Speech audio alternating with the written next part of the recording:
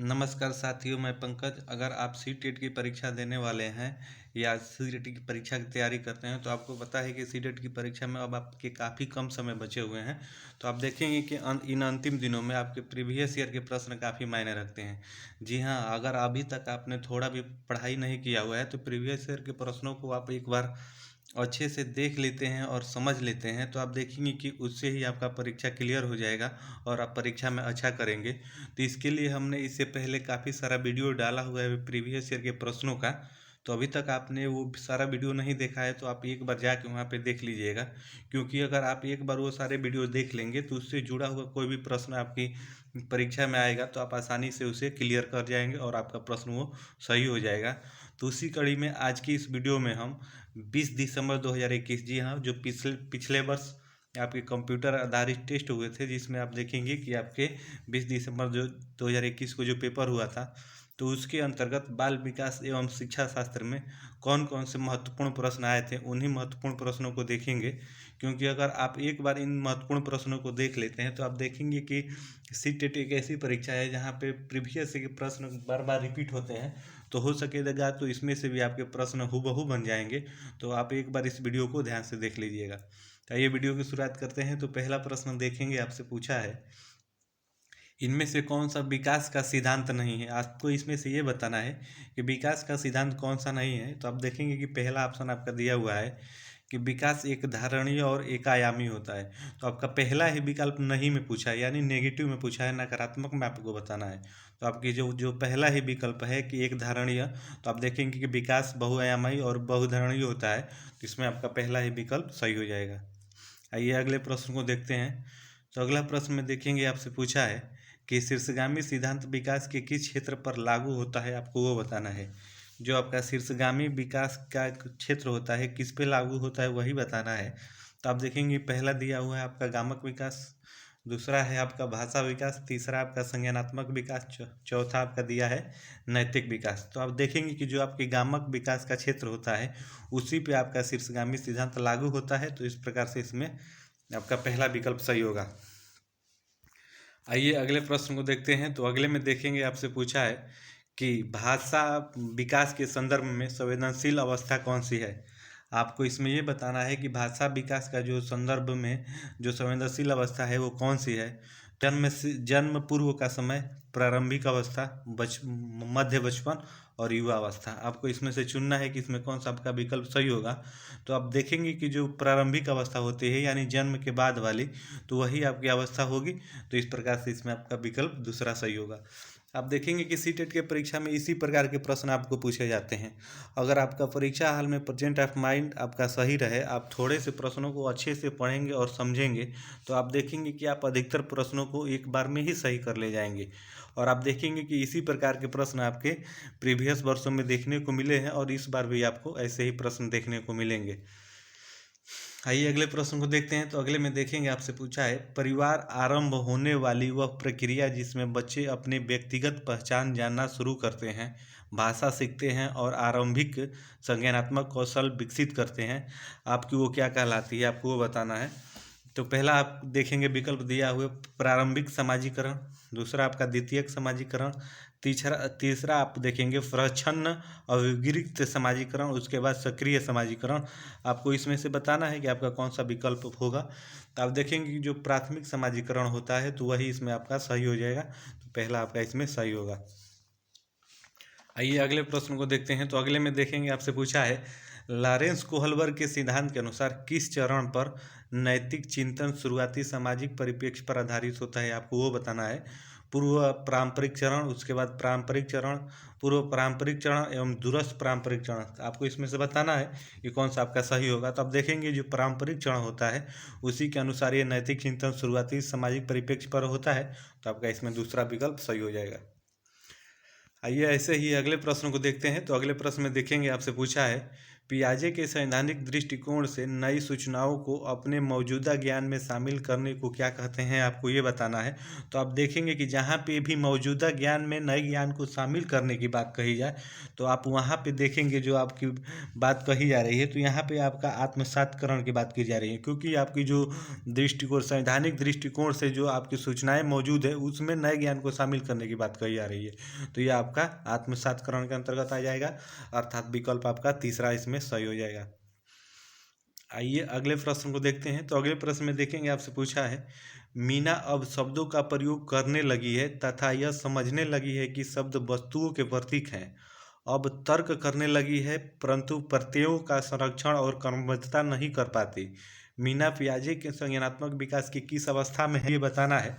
आप देखेंगे कि पहला विकल्प आपका दिया हुआ है पूर्व संक्रियात्मक अवस्था, दूसरा आपका अमूर्त संक्रियात्मक अवस्था, तीसरा आपका संवेदीगामक संक्रियात्मक अवस्था, उसके बाद आप देखेंगे मूर्त संक्रियात्मक अवस्था। तो आपको इसमें से बताना है कि वो कौन सी अवस्था है। तो जो आपका पूर्व संक्रियात्मक अवस्था होता है तो उसी के अंतर्गत ये आपका आता है, तो इसमें आपका पहला विकल्प सही हो जाएगा। आइए अगले प्रश्न को देखते हैं। तो अगले में देखेंगे आपसे पूछा है, समीपस्थ विकास के क्षेत्र में का संप्रत्यय किसने प्रतिपादित किया, आपको ये बताना है। तो आपके ब्रूमर साहब ने किया, उसके बाद देखेंगे डेविड आर्थवेल ने किया, उसके बाद रॉबर्ट एम गायने ने किया, उसके बाद लेव वाइगोस्की ने किया। तो आपको इसमें से बताना है कि कौन सा किया। तो आप देखेंगे कि जहाँ पे भी समीपस्थ विकास के क्षेत्र का संप्रत्यय की बात की जाए तो आपका वो लेव वाइगोस्की होगा, अर्थात विकल्प आपका चौथा सही हो जाएगा। आप देखेंगे कि प्रीवियस वर्षों में इसी प्रकार के प्रश्न आपके पूछे गए हैं। आप थोड़ा सा भी पढ़ लेंगे अंतिम समय में तो आप ऐसी ऐसी परीक्षा है कि इसमें आपके यही प्रश्न बार बार रिपीट होते हैं, थोड़ा सा लैंग्वेज बदल के, तो आप आसानी से उससे क्लियर कर जाएंगे। तो आइए अगले प्रश्न को देखते हैं। तो अगले में देखेंगे आपसे पूछा है, कौन सा कथन लेव वाइगोस्की के मूल सिद्धांत को सही मायने में दर्शाता है, आपको इसमें ये बताना है। तो अधिगम एक अंतर्मन प्रक्रिया है, तो आपका ये नहीं विकल्प है। आप वाइगोस्की के अनुसार अधिगम एक सामाजिक प्रक्रिया है। जी हाँ, आप देखेंगे जहाँ पे भी वाइगोस्की की बात आ जाए, भाषा, संस्कृति और सामाजिक, ऐसे अगर ऑप्शन में दिया होगा तो आप वहाँ पे वो विकल्प चुनेंगे तो आपका विकल्प हमेशा सही वो होगा। आइए अगले प्रश्न को देखते हैं। तो अगले में देखेंगे आपसे पूछा है कि एक प्रगतिशील कक्षा में कौन सा विकल्प सार्थक शिक्षण को बढ़ावा देने के लिए व्यक्तिगत अधिगम विधि का उदाहरण है, आपको इसमें से चुनना है, आपको इसमें से बताना है। आपके ऑप्शन यहाँ पे दिए हुए हैं, निरंतर व्यक्तिगत प्रतियोगिताओं का आयोजन करना, उसके बाद आप देखेंगे मौखिक दंड का प्रयोग करना, एक रूपी मानवीकृत पाठ्यचर्या, उसके बाद केवल अधिगम का मूल्यांकन के स्थान पर अधिगम के लिए मूल्यांकन पर बल देना। जी हाँ, आप यही विकल्प को चुनेंगे। और एक बात पहले ही मैंने एक आपको ट्रिक बताया हुआ है कि जहाँ पे भी जो भी प्रश्न आपको समझ में ना आए और आप विकल्प को देखेंगे, जो विकल्प भी अगर आपको समझ में नहीं आते हैं तो जो बड़ा वाला विकल्प होगा आप उसे अगर चूज करेंगे तो आप देखेंगे कि अधिकतर केस में वो विकल्प ही आपका सही होगा। तो इस प्रकार से इसे भी चूज करेंगे। आइए अगले प्रश्न को देखते हैं। तो अगले में देखेंगे आपसे पूछा है, निम्नलिखित में से कौन सा विकास सिद्धांत इस बात का समर्थन करता है कि बच्चे में संज्ञानात्मक विकास सांकेतिक भाषा विकास का पूर्वगामी है। आपको ये बताना है कि निम्नलिखित में से कौन सा विकास सिद्धांत इस बात पर का समर्थन करता है कि बच्चे के संज्ञानात्मक विकास सांकेतिक भाषा का विकास का पूर्वगामी है। तो आप देखेंगे कि आपके ऑप्शन दिए हुए हैं इसमें कि पियाजे का संज्ञानात्मक विकास का सिद्धांत, तो आगे इसमें पढ़ने की जरूरत ही नहीं, जहाँ पे भी संज्ञानात्मक विकास की बात की जाए तो आप देखेंगे कि पियाजे का संज्ञानात्मक विकास सिद्धांत इसमें दिया हुआ है, तो आपका पहला ही विकल्प इसमें सही हो जाएगा। तो इसी प्रकार से आपके प्रश्न देखेंगे कि आपके सीटेट में आते हैं। आइए अगले प्रश्न को देखते हैं। जेंडर रूढ़िवादिता से भी आपका प्रश्न एक आता है। तो जेंडर रूढ़िवादिता का हमने अलग से सेपरेट वीडियो डाला हुआ है अपने चैनल पे, तो अभी तक अगर आपने वो नहीं वीडियो देखा है तो एक बार देख लीजिए, आपके लिए वो काफ़ी फायदेमंद होगा। तो आइए देखते हैं प्रश्नों को। जेंडर रूढ़िवादिता को रोकने के लिए एक अध्यापक द्वारा कक्षा में प्रयोग किए जाने वाली कौन सी विधि उचित नहीं है। आपको उचित नहीं है यानी आपको नेगेटिव में बताना है आपको इसका।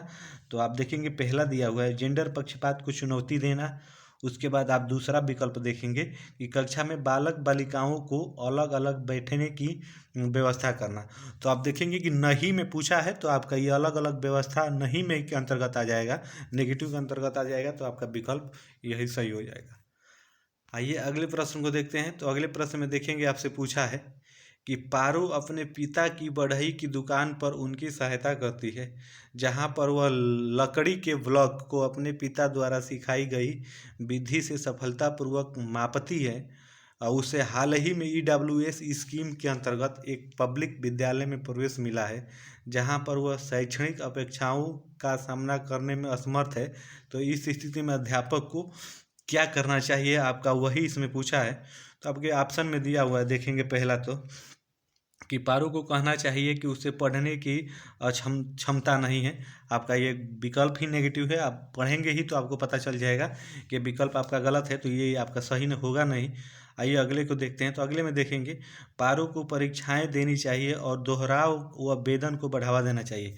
जहाँ पे भी दोहराव और वेदन की बात की जाए तो वो आप देखेंगे नेगेटिव हो जाएगा, तो आपका ये विकल्प होगा नहीं, तो दूसरा भी आपका गलत होगा। आइए अगले विकल्प को देखते हैं। तो अगले में देखेंगे, आपसे पूछा है कि पाठ्यक्रम और अध्ययन सामग्री को पारो के प्रासंगिक बनाना चाहिए और पारो द्वारा विद्यालय के बाहर सीखे गए गणितीय अनुभव का समावेशन करना चाहिए। जी हाँ, आपका यही विकल्प सही होगा। आप इसे पढ़ेंगे तो आपको समझ में आ जाएगा ये पॉजिटिव है, और तो आपका यही विकल्प इसमें सही हो जाएगा। तो आइए अगले प्रश्न को देखते हैं। तो अगले में देखेंगे है ध्वनि लय और शब्दों के अर्थ के प्रति सचेतना किस बुद्धि के मूल हैं, आपको ये बताना है। ध्वनि लय और शब्दों के अर्थ के प्रति चेतना सचेतना किस बुद्धि के मूल हैं, आपको यही इसमें बताना है। एक देखेंगे अंतर्वैयक्तिक दिया हुआ है, एक अंतरावैयक्तिक दिया हुआ है, भाषिक दिया हुआ है, स्थानिक दिया हुआ। तो आप देखेंगे कि ध्वनि लय और शब्दों के अर्थ को बात कही गई है, तो ये आपके भाषिक के अंतर्गत आ जाएगा, भाषिक बुद्धि के अंतर्गत आ जाएगा। भाषिक बुद्धि के मूल होते हैं, तो आपका इसमें विकल्प आप देखेंगे तीसरा सही हो जाएगा। आइए अगले प्रश्न को देखते हैं। तो अगले में देखेंगे, आपसे पूछा है एक सामाजिक संरचनात्मकता कक्षा में कौन सा आकलन विधि अधिक उपयुक्त रहेगी। आपको इसमें ये बताना है कि एक सामाजिक संरचनात्मक कक्षा में कौन सी आकलन विधि सबसे उपयुक्त रहेगी। तो आप देखेंगे सहयोगी प्रायोजिक कार्य, तो आपका पहला ही विकल्प सही हो जाएगा। जहाँ पे भी सहयोगी की बात की जाएगी तो वो आपका सकारात्मक होता है, पॉजिटिव होता है, तो वही आपसे इसमें पूछा है, तो आपका विकल्प इसमें ये सही हो जाएगा। आइए अगले प्रश्न को देखते हैं। तो अगले में देखेंगे सतत एवं व्यापक मूल्यांकन में सतत से क्या अभिप्राय है, आपसे ये पूछा है। सतत एवं व्यापक मूल्यांकन में सतत का क्या अभिप्राय है, आपको इसमें यही बताना है। तो अब आप ऑप्शन में देखेंगे, पहला दिया हुआ है अध्यापन के दौरान विभिन्न उपकरणों का प्रयोग करते हुए छात्रों का साथ साथ मूल्यांकन करना एवं उनकी सहायता करना। तो आप पढ़ने से ही समझ आ रहे हैं कि ये आपका पॉजिटिव है, सकारात्मक है, और प्रश्न सतत एवं व्यापक मूल्यांकन का है। तो इसमें आप मूल्यांकन जो करेंगे वे आप अध्यापन के दौरान उपकरणों का विभिन्न उपकरणों का उपयोग करेंगे, साथ साथ मूल्यांकन करते हुए चलेंगे, तो यह विकल्प इसमें आपका सही हो जाएगा। आइए अगले प्रश्न को देखते हैं। तो अगले प्रश्न में देखेंगे, आपसे पूछा है शिक्षार्थियों को किस प्रकार के लक्ष्य निर्धारित करने के लिए प्रोत्साहित किया जाना चाहिए, आपसे ये पूछा है। शिक्षार्थियों को किस प्रकार के लक्ष्य निर्धारित करने के लिए आप उसे प्रोत्साहित करेंगे, आपसे देखेंगे इसमें ये पूछा है प्रवीणता अभिमुखी लक्ष्य, उसके बाद असफलता से बचने वाले लक्ष्य, उसके बाद असफलता स्वीकार्य लक्ष्य, आत्म पराजित लक्ष्य। तो आप ये पढ़ेंगे, ऑप्शन चारों पढ़ेंगे तो पढ़ने से ही समझ में आ जाएगा। आपको प्रोत्साहित करने की बात की जा रही है, यानी सकारात्मक में आपसे पूछा है, तो असफलता दोनों में दिया हुआ है, तो ये आपका होगा नहीं। पराजित आपका ये नेगेटिव हो गया, तो एक ही विकल्प बचा आपका प्रवीणता अभिमुखी लक्ष्य, तो आपका विकल्प पहला ही सही हो जाएगा। आइए अगले प्रश्न को देखते हैं। तो अगले में देखेंगे, आपसे पूछा है निम्न में से कौन सा समावेशन का नियम है, आपको ये बताना है कि निम्न में से कौन सा समावेशन का नियम है। विभेदन, मानवीकृत अनुदेश, उसके बाद व्यक्तिगत भिन्नताओं को स्वीकार करना, उसके बाद पृथकीकरण और नामित करना, आपको ये बताना है। तो जो आप देखेंगे कि समावेशन का नियम पूछा है, तो जो व्यक्तिगत भिन्नताओं को स्वीकार करने की बात जहाँ पे की जाती है, तो वही आपका विकल्प इसमें सही हो जाएगा। आप देखेंगे प्रीवियस वर्षों में आपके ऐसे ही प्रश्न पूछे गए हैं, और इस वर्ष भी आप देखेंगे ऐसे ही प्रश्न आपको देखने को मिलेंगे। तो आप प्रीवियस ईयर के प्रश्नों को एक बार अच्छे से देख लेंगे तो आपके लिए काफ़ी फायदेमंद होगा। आइए अगले प्रश्न को देखते हैं।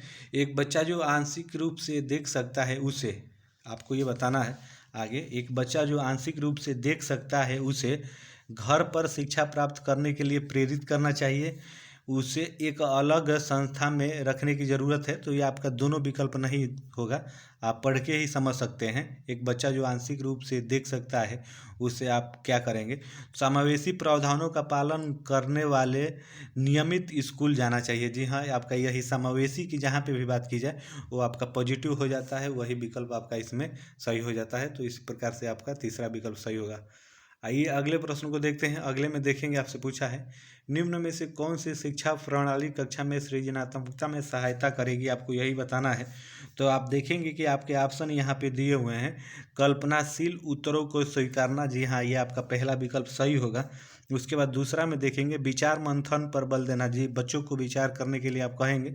उसके बाद अभिसारी चिंतन पर बल देना, आप देखेंगे कि आपका ऑप्शन दिया हुआ अभिसारी चिंतन पर बल देना, तो आपका ये भी देखेंगे सहायक होता है। उसके बाद आप देखेंगे असहमति के प्रति सहनशीलता, तो हम असहमति के प्रति सहनशीलता आपका ये भी विकल्प आपका सही होगा। तो इस अर्थात इस प्रकार से देखेंगे तो इसमें एक बार आइए और देख लेते हैं। कल्पनाशीलता उत्तरों को स्वीकार करना आपका ये विकल्प होगा इसमें। उसके बाद विचार मंथन पर बल देना आपका ये भी है। अभिसारी चिंतन पर बल देना, जी हाँ, आपको सृजनात्मकता में सहायता के लिए आप देखेंगे कि आपको अभिसारी चिंतन पे बल नहीं देना है, तो इसलिए आपका विकल्प ये नहीं होगा। उसके बाद असमिता के प्रति सहनशीलता, तो ये भी आपका सही है। तो आप देखेंगे कि आपका पहला, दूसरा और आपका चौथा विकल्प दिया हुआ है चौथे में, तो आपका इस प्रकार से ये इसमें सही हो जाएगा। आइए अगले प्रश्न को देखते हैं। तो अगले में देखेंगे, आपसे पूछा है एक स्वर या चिंतन वाले छात्र को आयोजित सत्र की सामूहिक क्रियाकलापों को करने में कठिनाई का सामना कर रहा है, तो आप सहायता करने के लिए निम्नलिखित में से कौन सी विधि समावेशी दृष्टिकोण से अनुरूप नहीं है। अर्थात आपको ये भी नेगेटिव में बताना है, अर्थात नकारात्मक में आपको बताना है। तो आप देखेंगे सामूहिक कार्य के दौरान उन्मुक्त प्रत्यक्ष लिखित सामग्री देना, ये आपका पॉजिटिव है, आपका विकल्प होगा नहीं। बच्चे जो कम शोर वाले विश्रांत वातावरण युगों में कार्य करने की अनुमति देना, ये भी आपका सही है, आपका होगा नहीं। बच्चों के विशिष्ट स्कूल भेजना, जी हाँ, विशिष्ट स्कूल आप नहीं भेजेंगे, तो आपका यही नेगेटिव है, तो आपका विकल्प इसमें यही सही हो जाएगा। आइए अगले प्रश्न को देखते हैं। तो अगले में देखेंगे एक प्राथमिक कक्षा में शिक्षक को छात्रों को प्रश्न आपको आगे दिया हुआ है आपके विकल्प के लिए प्रोत्साहित करना चाहिए, के लिए हतोत्साहित करना चाहिए, कभी भी अनुमति नहीं देना चाहिए, पर सज्जा देनी चाहिए। तो आपके देखने से ही पता चल रहा है कि नीचे के तीनों विकल्प आपके गलत हैं। प्रश्नों पूछने के लिए आपको प्रोत्साहित करना है, तो आपका पहला ही विकल्प इसमें सही हो जाएगा। आइए अगले प्रश्न को देखते हैं। आप देखेंगे कि कथन निष्कर्ष से प्रश्न आपके पूछे ही जाते हैं। कथन निष्कर्ष से प्रश्न आपको हर शिफ्टों में देखने को मिलेंगे। तो आप जो कथन निष्कर्ष हैं इसको एक बार आप अच्छे से देख लीजिएगा और समझ लीजिएगा, क्योंकि आप देखेंगे कि यहाँ से प्रश्न आपको बार बार देखने को मिलेंगे। तो आइए इसको देखते हैं। तो आप देखेंगे कथन में दिया हुआ है कि विद्यालय को छात्रों में पाठ्य पुस्तकों को याद करने, पुनः उगल देने की योग्यता के स्थान पर उन्हें अपनी आवाज़ उठाने, जिज्ञासा शांत करने, क्रियाशील होने, प्रश्न पूछने के बाद विवाद करने, समूह में कार्य करने की योग्यता को विकसित करना चाहिए।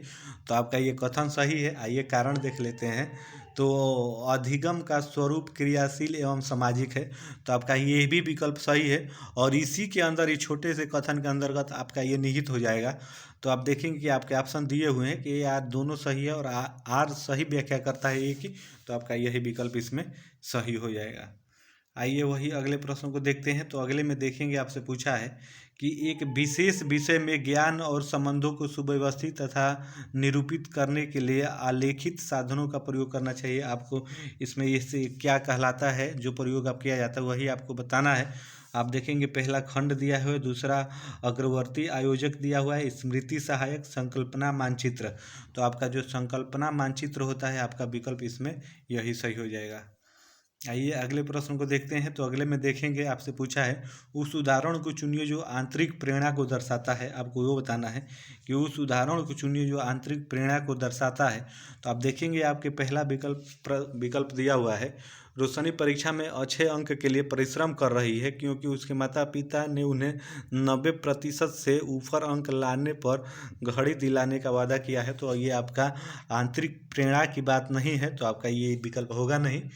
रूमी अपना गृह कार्य पूरा कर रहा है क्योंकि उसके माता पिता भी उसके टीवी देखने देंगे। तो ये भी आपका विकल्प, आंतरिक प्रेरणा की बात नहीं कही जा रही है, तो आपका विकल्प ये भी नहीं होगा।